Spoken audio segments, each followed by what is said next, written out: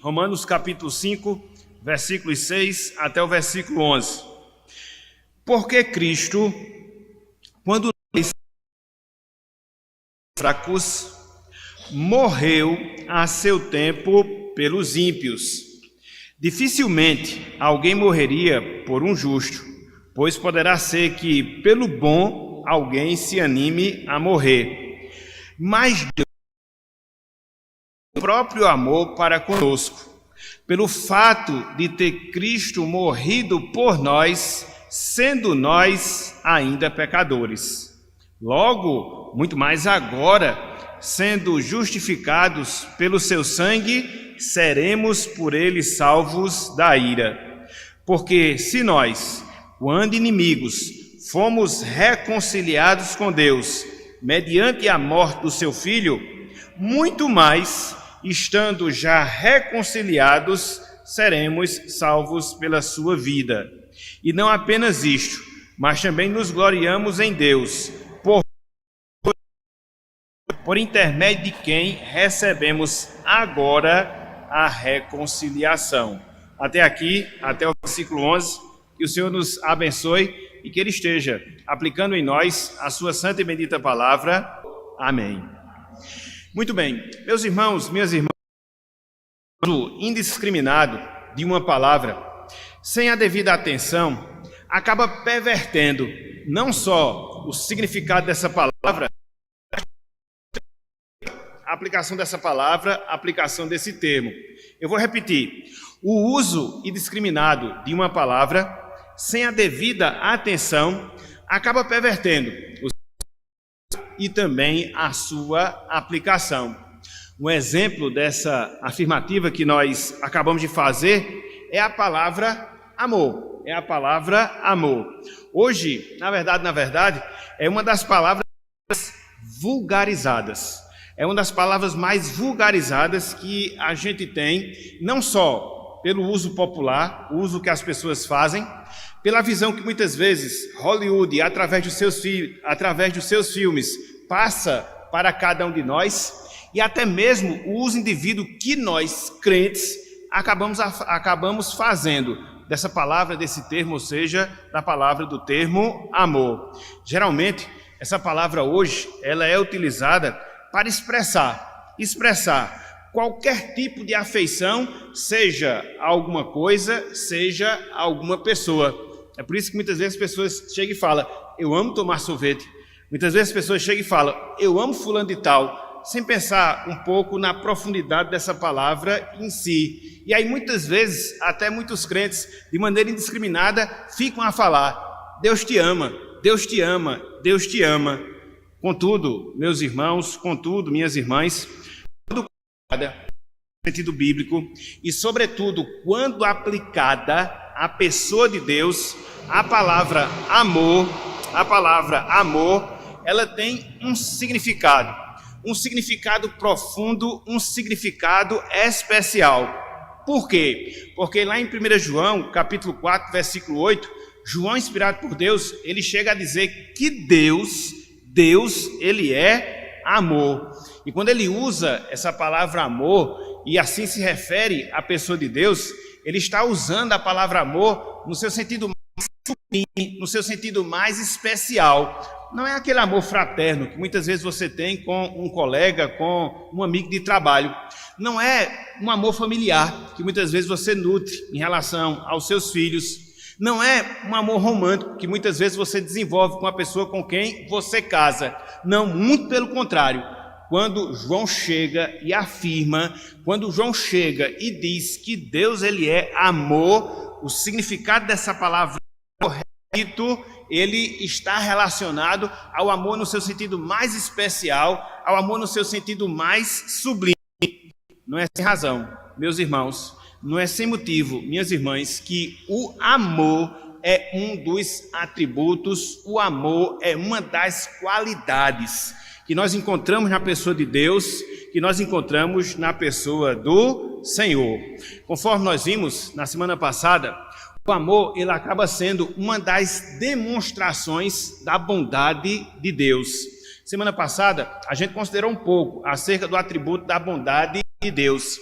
E quando a bondade de Deus manifesta a nós, seres humanos, criados à imagem, criados à semelhança de Deus, de certa forma essa bondade ela pode se expressar pelo menos de 4 formas, pelo menos de 4 maneiras: pela sua graça, pela sua misericórdia, pela sua paciência e pelo amor que Deus ele tem em relação a nós. Quando eu falo nós que somos salvos na pessoa de Cristo Jesus. Na verdade, meus irmãos, na verdade, minhas irmãs, é o amor de Deus que explica o fato de hoje nós sermos pessoas salvas em Cristo Jesus.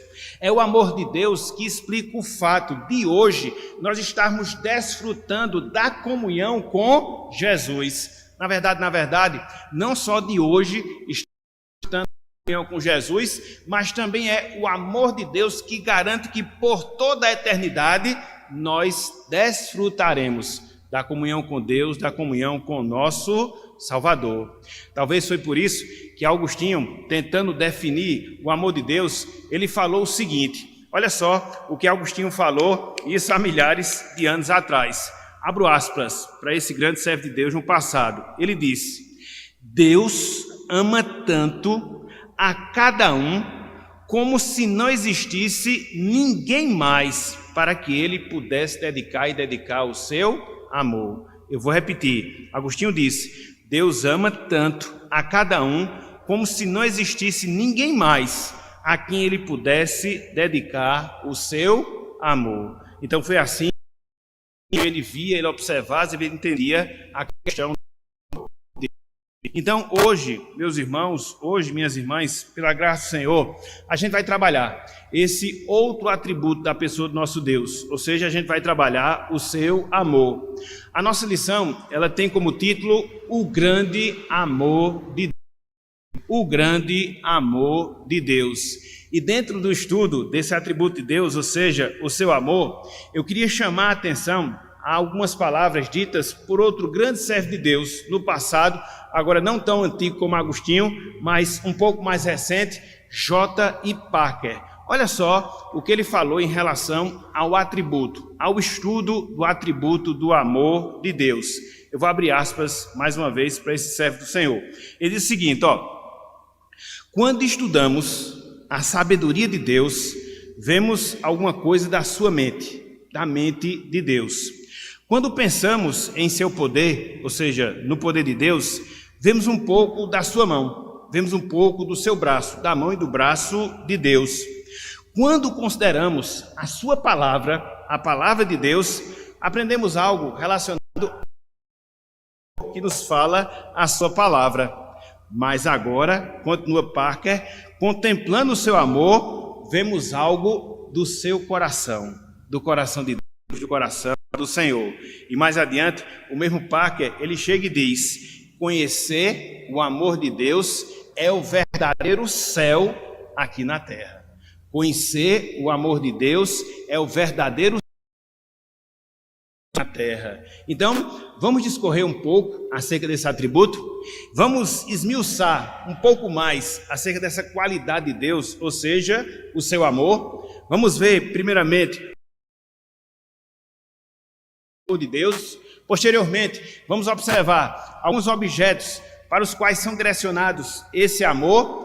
Em terceiro lugar, vamos ver algumas características do amor de Deus e aí fechar com pelo menos 1, 2, 3, 4 aplicações de ordem mais prática para as nossas vidas. Então, basicamente, esse vai ser o roteiro que a gente vai tentar percorrer hoje pela manhã, ok?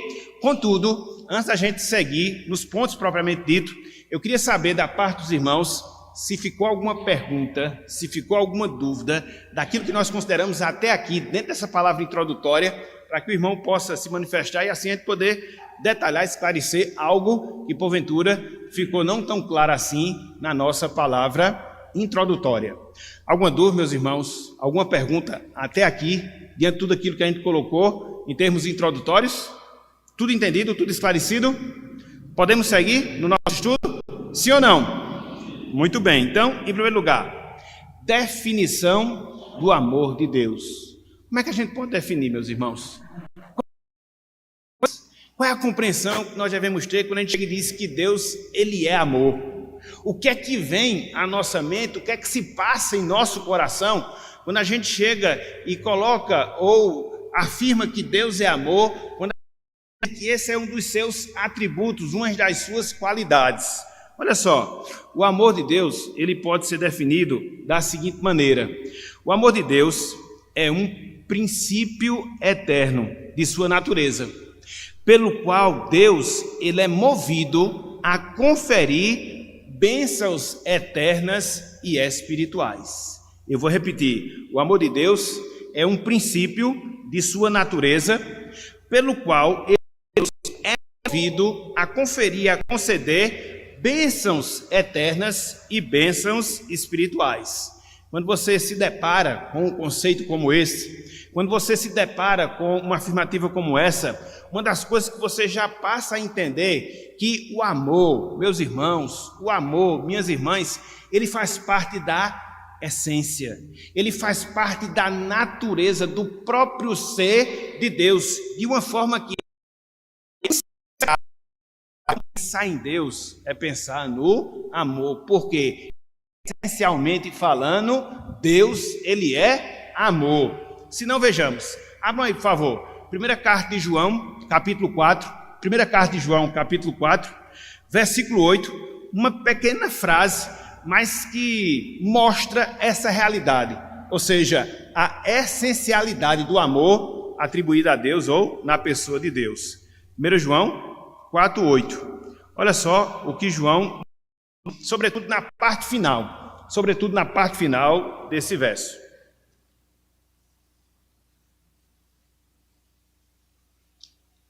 Olha só, 1 João 4, 8.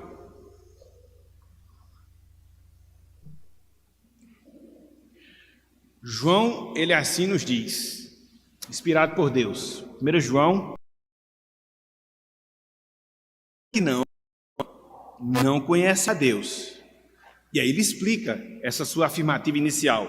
E qual é a explicação que ele dá? Ele chega e diz: pois Deus é amor. Então é essencial a natureza de Deus. Talvez por isso, Dr. Heber Campos, ele disse, em relação a Deus, abro aspas, Deus não precisa necessariamente manifestar o seu amor aos homens, mas na sua essência, Deus é o próprio amor. É claro que a gente vê a manifestação do amor de Deus, é claro que a gente vê a destinação do amor de Deus, a gente vai ver isso de maneira mais detalhada um pouco mais adiante, mas independente de qualquer coisa, Deus, ele já é essencialmente o amor. Só ele tem essa prerrogativa, só ele tem essa... nos concedeu de maneira limitada e imperfeita para que assim nós possamos uns aos outros. A grande questão, meus irmãos, a grande questão, minhas irmãs, é que a realidade, veja, a realidade do amor de Deus é diferente, é completamente diferente da realidade que acontece em relação a nós, que somos seres humanos. Por quê? Via de regra, o amor que a gente manifesta em relação às pessoas,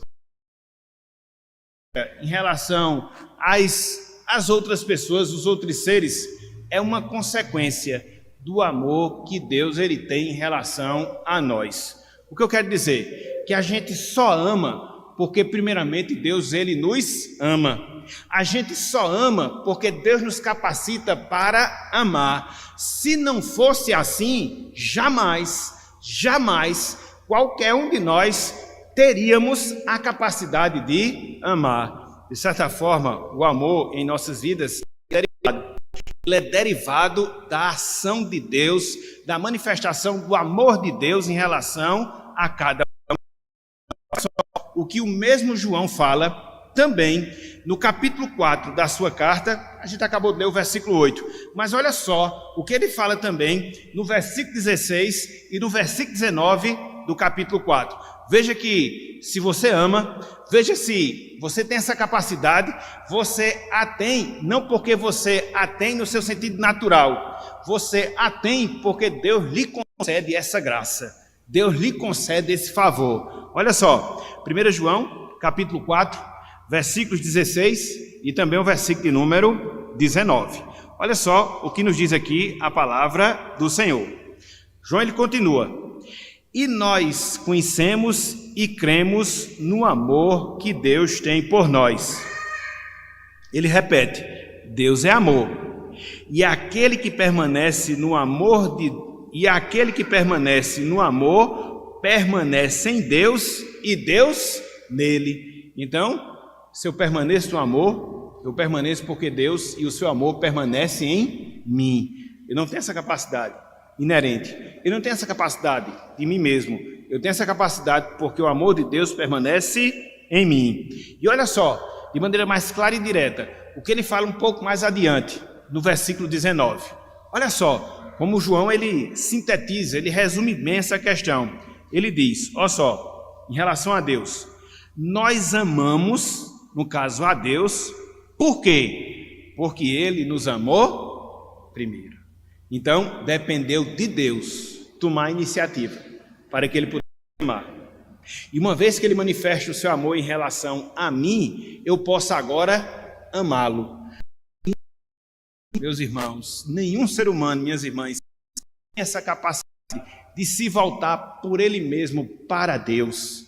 Tem essa capacidade dele mesmo amar a Deus. Nós estamos aqui na condição de salvos.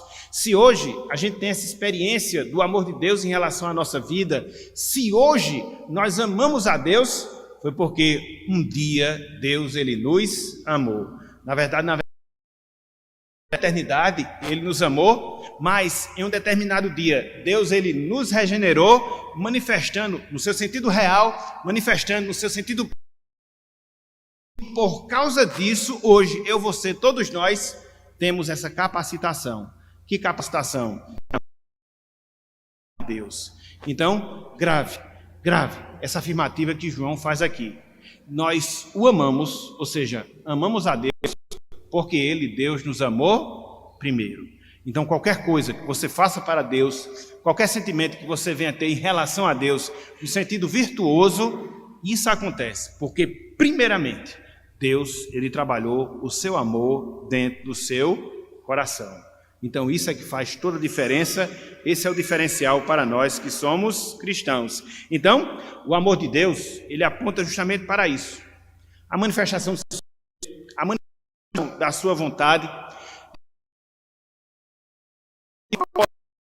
de forma pura, para fazer o bem à pessoa amada. E é justamente por causa disso que hoje, pela sua graça, desfrutamos.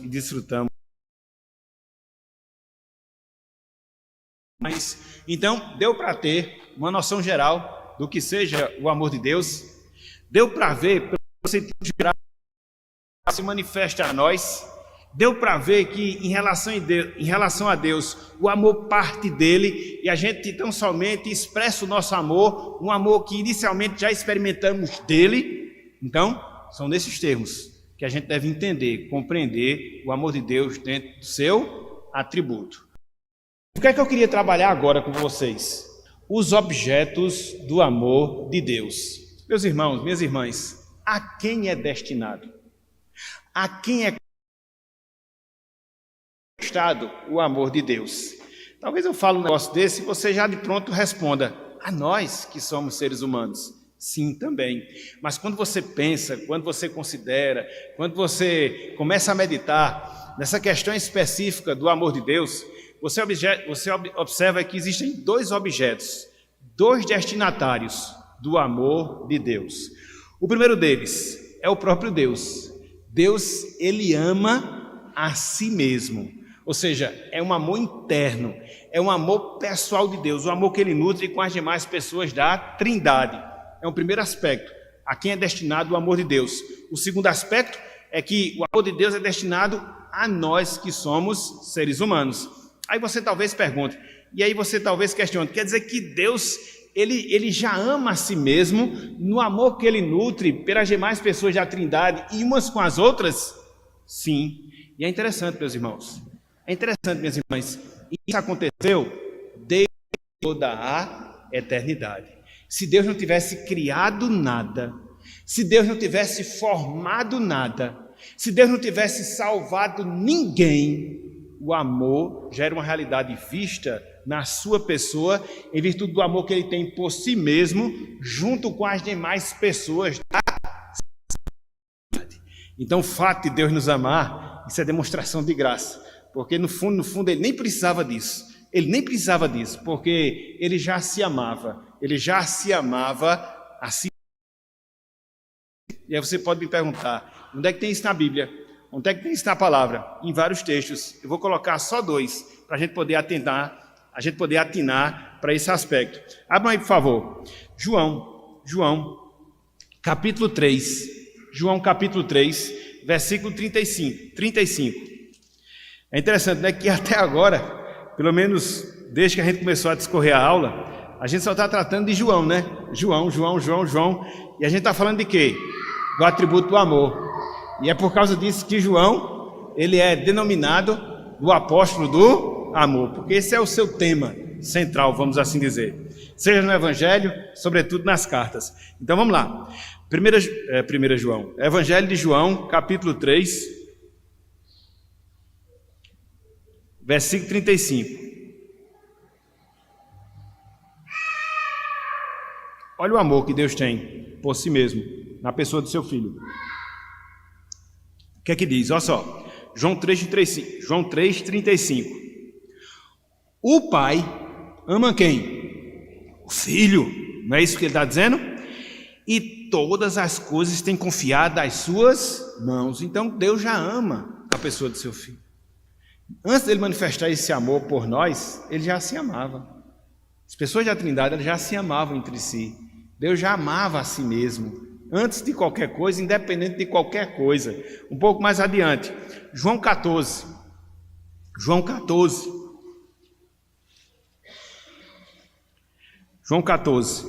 versículo 31.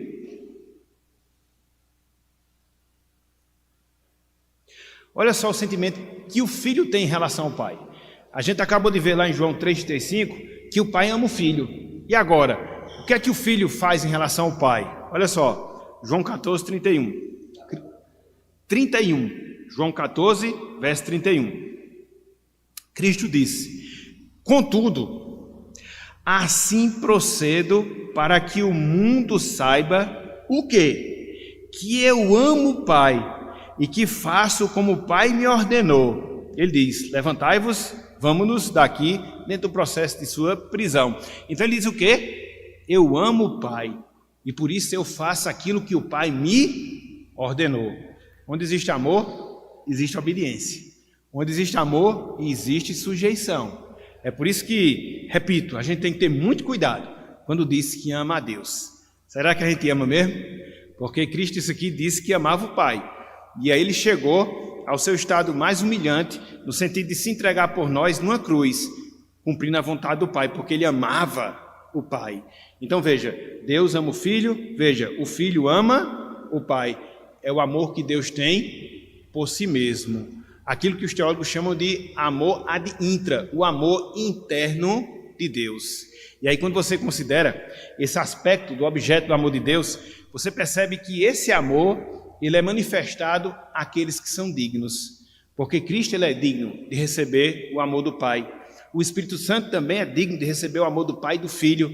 O Filho e o Espírito Santo, eles amam o Pai porque o Pai é digno de ser amado por eles. Então, nesse aspecto, a gente vê que a manifestação de Deus, ela é feita a seres que são dignos de experimentar e de receber esse amor. Por outro lado, Deus, ele também ama. E ama também o quem? Ama os homens. Aqui a gente chama de amor externo de Deus. Ad extra, pegando aqui a terminologia da teologia. Então, é o amor. É o amor de Deus que atinge as criaturas caídas, levando-as à salvação. Nesse sentido, esse objeto do amor de Deus é um objeto indigno. que sou eu, que é você, que somos todos nós. A gente experimenta, meus irmãos, a gente experimenta, minhas irmãs, do amor de Deus, mas nós não temos dignidade para amar a Deus. Somos pecadores. Que dignidade nós temos de sermos recipientes do amor de Deus? Será que nós tínhamos alguma virtude? Será que nós tínhamos alguma qualidade? Será que nós tínhamos alguma... Mas mesmo assim Ele nos amou. É o amor dirigido àqueles que são indignos. E é justamente por causa disso. É justamente por causa disso que nós jamais não devemos questionar o fato de Deus não amar a todas as pessoas. Ele não tinha obrigação. Deus, ele não tinha a obrigação de amar ninguém. Por quê? Os mortos em delitos e pecados. O amor que Deus destina a si mesmo, não. É um amor digno, ou dirigido a pessoas que são dignas. Mas no nosso caso, não. Então, o fato de, pela sua graça, a sua misericórdia, o amor dele chegar a alguns, que esses levantem a mão para o céu e agradeçam. Porque isso é graça e é misericórdia. Porque Deus, ele não é obrigado. Deus, ele não estava nenhum. Porque a raça humana, ela fez uma escolha ali no Jardim do Éden. E qual foi a escolha que ela fez? Desobedecer, transgredir os mandamentos do Senhor. E por isso chegou numa situação paupérrima, no sentido espiritual. Por isso chegou naquela situação degradante, espiritualmente falando. Então, que dignidade eles tinham? De exigir o amor de Deus. O pecador só, ele fez aquilo que não estava obrigado a fazer. Porque amar aqueles que são dignos, a sua própria pessoa, os demais, não. Então, se nós, pela sua graça, se nós, pela sua misericórdia, somos alvos, somos objeto desse amor, agradeçamos e não questionemos o fato de alguns não serem objeto desse amor. Um ato que eu não explico a razão por que eu devo aquietar o meu coração nesse aspecto, e não só aquietar o meu coração, eu devo agradecer do fundo do meu coração, porque nem isso eu merecia, e mesmo assim, Deus, ele fez isso por mim, ok? Então, objetos do amor de Deus. Deus ama a si mesmo, Deus ama aos homens, aos pecadores caídos. No caso do amor que Deus tem por si mesmo, é um amor de aqueles que são dignos. No caso da manifestação do amor de Deus, aqueles que são pecadores, é o amor que é revelado àqueles que são indignos desse amor. Sou eu, é você, somos todos nós. Ok? Primeira característica do amor de Deus. O amor de Deus, meus irmãos, minhas irmãs, ele é um amor eletivo. O amor de Deus, ele é um amor eletivo. Por quê? Deus, ele se afeiçoa às pessoas por uma razão que eu não sei e não entendo, nem mesmo quando aplicado o amor dele, quanto à minha pessoa, uma razão nascida no próprio Deus. E aí essa afeição que Deus ele tem, inexplicável aos olhos humanos, faz com que ele separe essas pessoas para a sua salvação. Então essa é a primeira característica do amor de Deus, é um amor eletivo. Deus ele se afeiçoa às pessoas por um motivo que só ele sabe. Ele separa essas pessoas para salvá-las e assim manter uma comunhão íntima e profunda com essas pessoas. Olha só o que o apóstolo Paulo fala acerca disso, lá na carta aos Efésios, capítulo 1. Olha só que coisa interessante, como o amor antecede a eleição. Olha só, Efésios capítulo 1, versículos 4 e 5.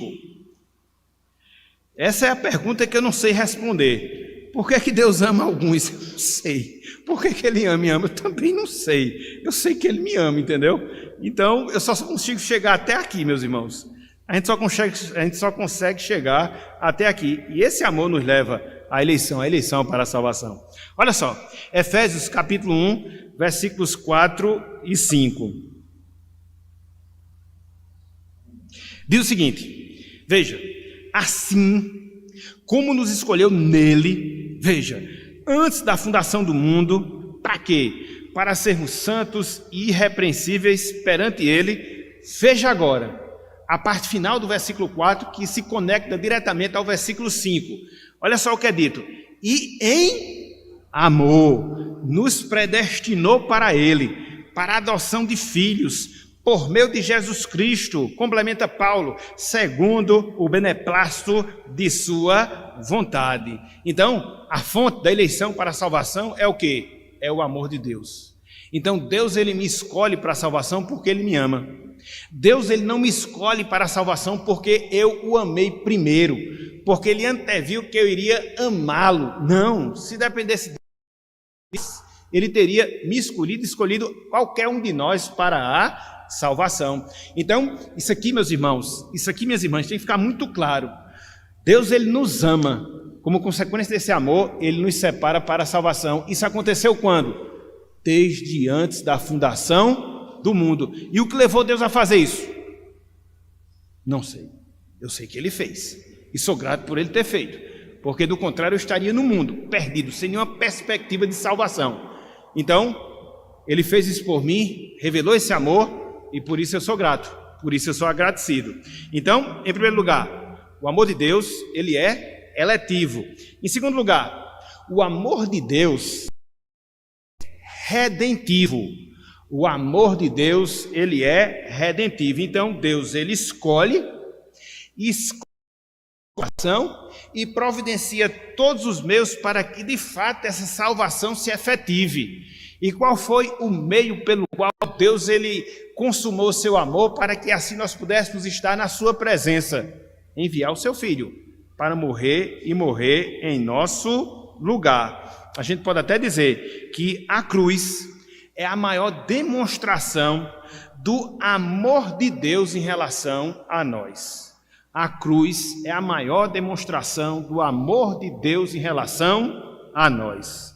Vejam aí. Romanos capítulo 5, foi o que a gente leu na parte introdutória. Romanos capítulo 5.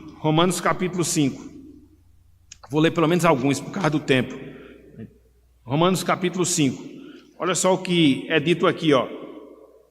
Olha só o que é dito aqui.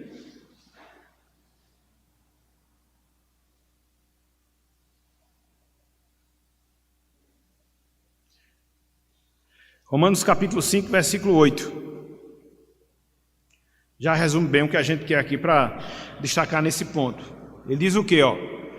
Mas Deus prova o seu próprio amor para com quem? Para conosco. E qual é a comprovação do amor de Deus em relação a nós? Paulo complementa: pelo fato de ter Cristo morrido por nós, sendo nós ainda pecadores. Não esqueça disso, desse detalhe. Cristo ele morre quando nós ainda éramos pecadores. E nessa condição de pecadores, o que é que nós tínhamos para oferecer a Deus? O que é que Deus iria antever em nós? Não, eu vou ver que Rubens vai ser uma pessoa boa no futuro, que ele vai chegar à salvação, que ele vai desenvolver uma certa afeição por mim, e por isso eu vou enviar meu filho para morrer por ele. Não, essa não é a ordem definida pelo apóstolo Paulo. Ele diz que Deus ele prova o seu amor para conosco. A comprovação do seu amor é o fato de Cristo ter morrido por nós, ou ter morrido na cruz, e Cristo morreu por nós quando nós ainda éramos pecadores. Cristo não morreu por ninguém bonzinho. Cristo ele morreu por pecadores, pecadores perdidos, fracos, iníquos, entendeu? Então, o amor de Deus, ele é redentivo.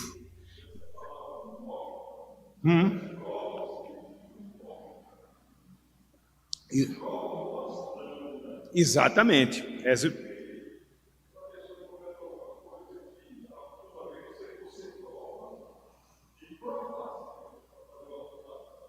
Exatamente. É a testificação, né? É a testificação.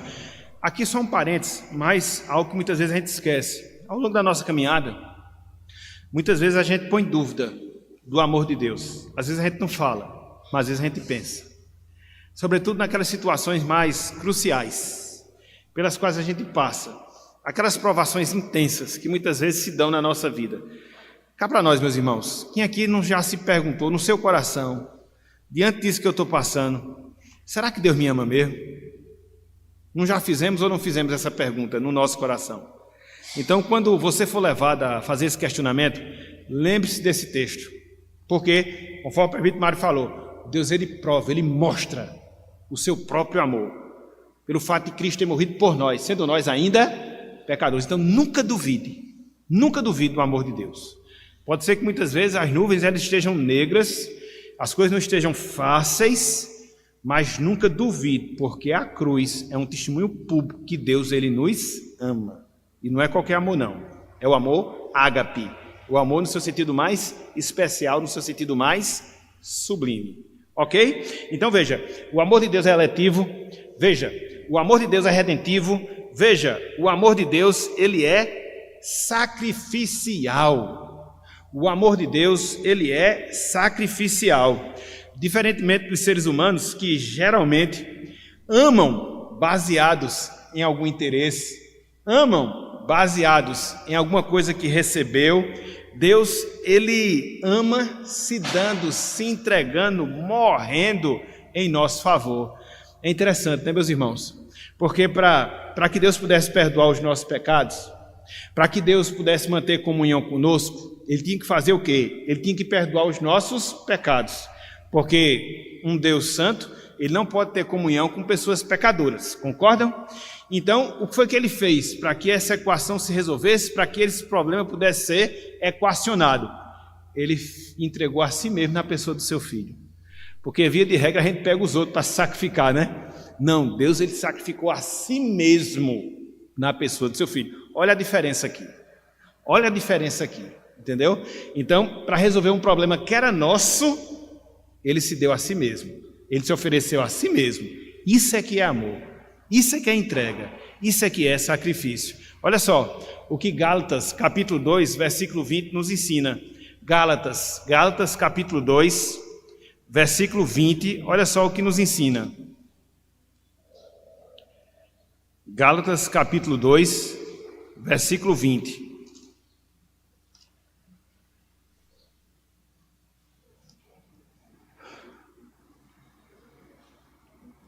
Gálatas 2:20. Agora quem está achando dificuldade para encontrar sou eu. Isso, aqui.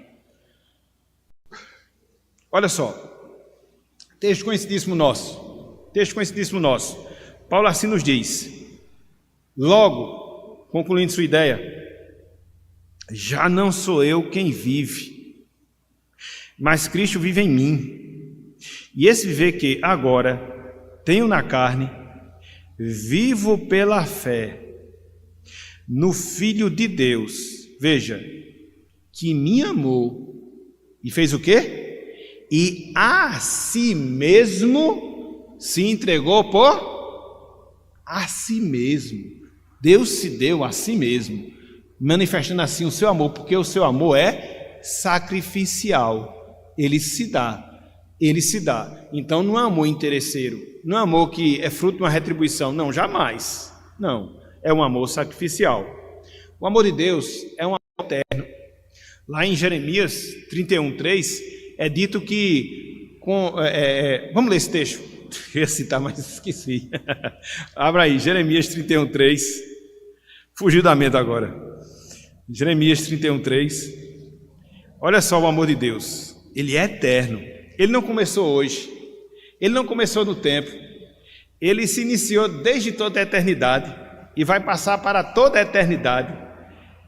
É diferente, meus irmãos, é diferente. Essa é a quarta característica do amor de Deus, é um amor eterno. Jeremias 31:3, Jeremias, lá no Antigo Testamento,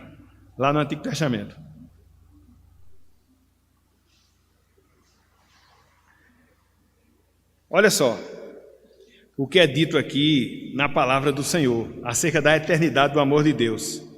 Veja, ele fala: de longe se me deixou ver o Senhor dizendo, olha só o que Deus disse, olha só, com amor eterno eu te amei, por isso com benignidade te atraí. Com amor eterno, meus irmãos. O amor de Deus é um amor eterno. É uma quarta característica desse amor, é a sua eternidade. Então veja, o amor de Deus é redentivo, o amor de Deus é eletivo, o amor de Deus é sacrificial, o amor de Deus é eterno. Em quinto lugar, pelo menos para não passar muito tempo, o amor de Deus é um amor imenso. O amor de Deus é um amor imenso, porque ele cobre todas as dimensões possíveis e imagináveis à mente humana. Olha só como o amor de Deus é imenso. Abram aí, por favor, Efésios capítulo 3. Efésios capítulo 3. Olha só o que é dito aqui. O amor de Deus é imenso. Você não tem como medir. É infinito como o próprio Deus. Está na sua essência. Então a gente consegue ter relances, lampejos desse amor na nossa vida. E já é muito, viu? Já é muito. Efésios capítulo 3, versículo 17 e também o versículo de número, até o versículo de número 19. Paulo está fazendo aqui a sua oração, a sua segunda oração pelos irmãos da igreja de Éfeso. E ele tem esse desejo aqui, fala desse desejo dele em relação ao amor de Deus na sua oração. Efésios 3, 17 até o versículo de número 19. Olha só o que é dito aqui, ó. Versículo 17. E assim habite Cristo. Aonde? No vosso coração. Através de quê? Pela fé. Baseado em quê? Estando vós arraigados e alicerçados em... E esse amor, ele vai até onde? Ó, a fim de podermos compreender com todos os santos qual é a largura e o comprimento e a altura e a profundidade, veja versículo 19, e conhecer o amor de Deus que excede a todo entendimento, para que sejais tomados de toda a plenitude de Deus. Paulo fala de 4 dimensões do amor de Deus. Em primeiro lugar, ele fala que o amor de Deus aqui é largo. E por que é largo? Porque encobre ou envolve não só os judeus, o povo de Deus da antiga aliança, mas envolve também os gentios, os crentes da nova aliança. Então ele é largo, ele abarca todo mundo sem distinção, sem separação. Ele fala que o amor de Deus ele é comprido. Por quê? Ele começa na eternidade, quando Deus nos ama, antes de formar todas as coisas, ele vai perpassar essa vida e ele vai transbordar para a eternidade, quando Deus estará nos amando, quando nós estivermos na sua presença. Por isso que o amor de Deus ele é comprido, ele começa na eternidade e ele vai até a eternidade.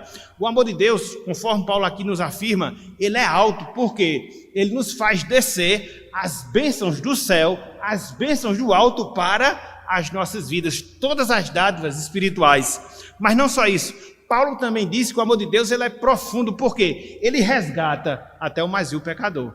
Então é um amor que é direcionado em todas as direções. Ele é imenso, ele é largo, ele é alto, ele é profundo, ele é comprido. Então não dá para você ter uma definição completa do amor de Deus, não dá. A gente só faz experimentar, porque isso é demais para nós.